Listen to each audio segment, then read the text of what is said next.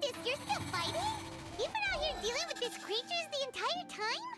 Yes. They just keep coming in waves. I've lost count of how many I've defeated. Before I realized it, even the sandstorm had stopped. Ah!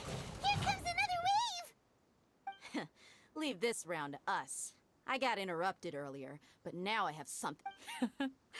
It's been quite a while since I've seen the flame mane in action. I'll leave these to you then. I'll be sure to put on a good show. Let's go!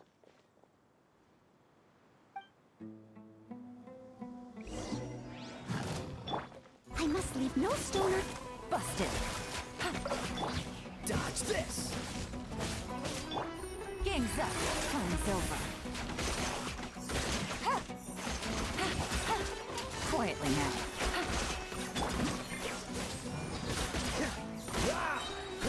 Don't get frostbite.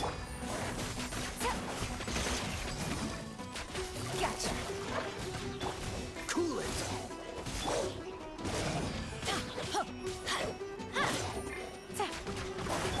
Freeze. steadiest. Busted.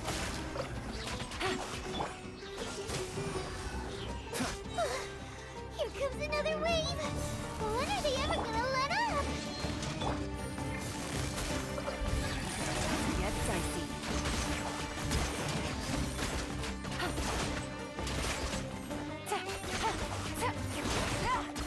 Quietly now. Cool it. Let's light it up.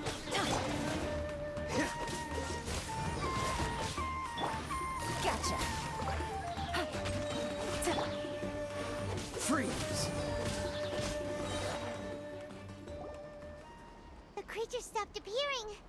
Was that... What we fought just now was probably the aftermath of the sandstorm. Well fought, everyone.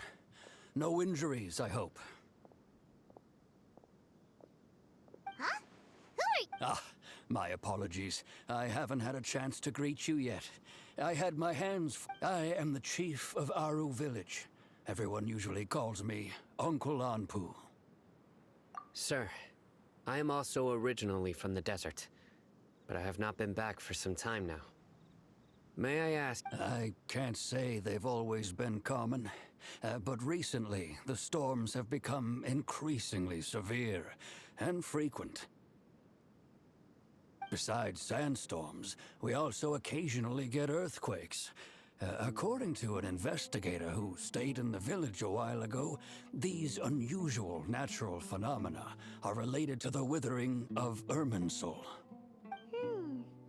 Another effect of Irminsul's withering. So, Irminsul's withering causes withering zones in the forest, and sandstorms and earthquakes here in the desert? Everything in the natural world is inextricably connected to Irminsul. These regional symptoms can indeed be a reflection of Irminsul's present state. Everyone in Aru village needs to take good care of themselves.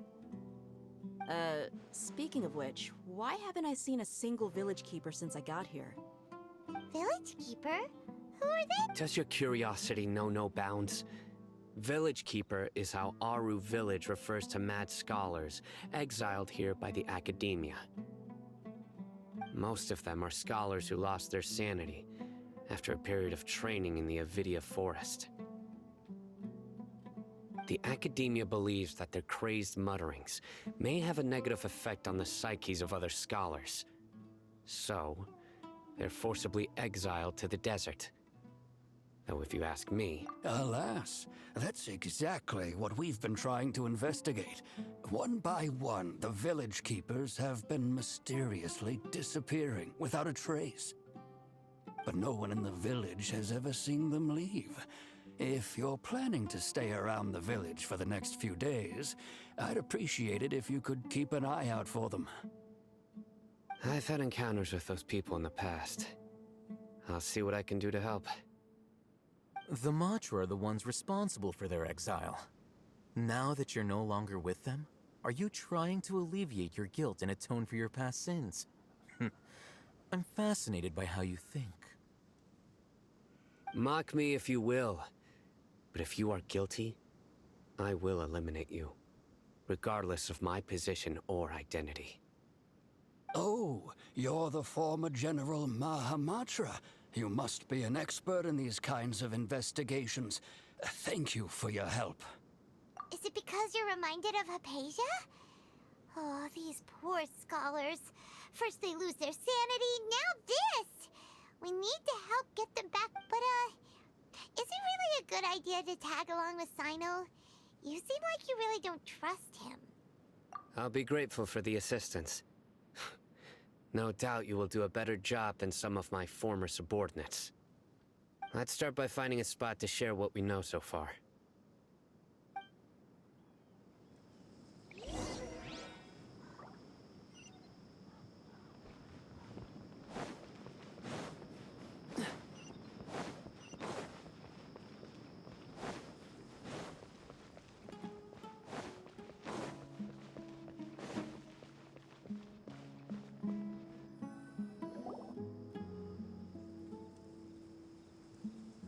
Although I've sent myself into exile, I'm still doing essentially the same things as before.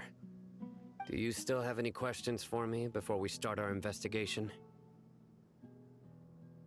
One of my former subordinates told me that this title has its origins in a strange incident. The Academia has long exiled mad scholars to Aru Village. A mysterious phenomenon exists here. When mad scholars first arrive, they are as incoherent and deranged as before. But after spending some time here, they invariably begin to calm down. Initially, the people of Aru Village greatly resented having to take in the mad scholars.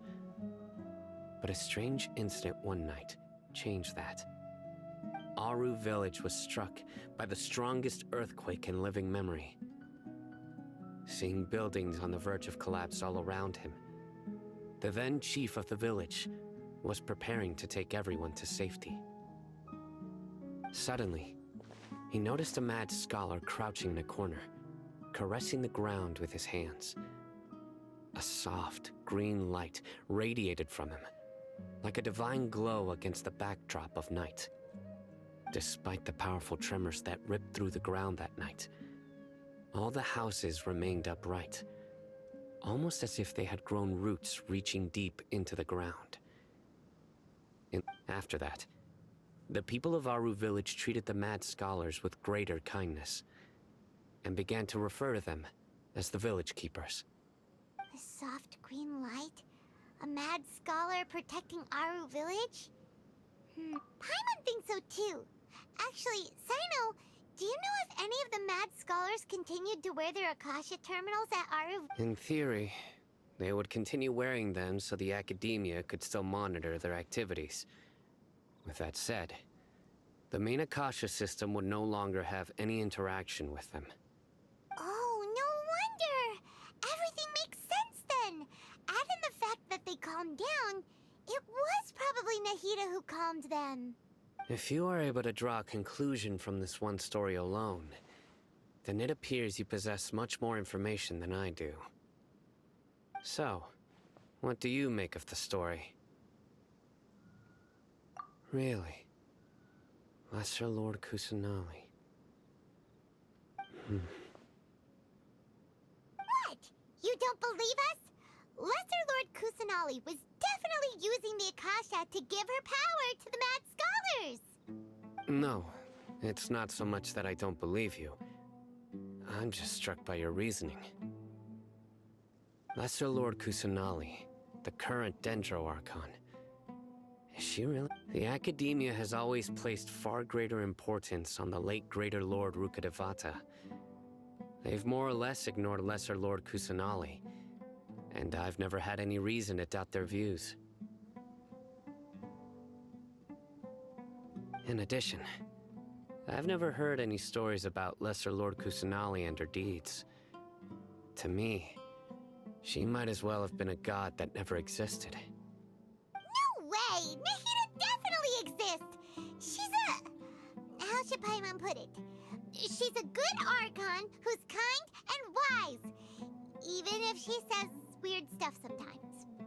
I've spent many years interrogating criminals, so I can easily tell when someone is lying.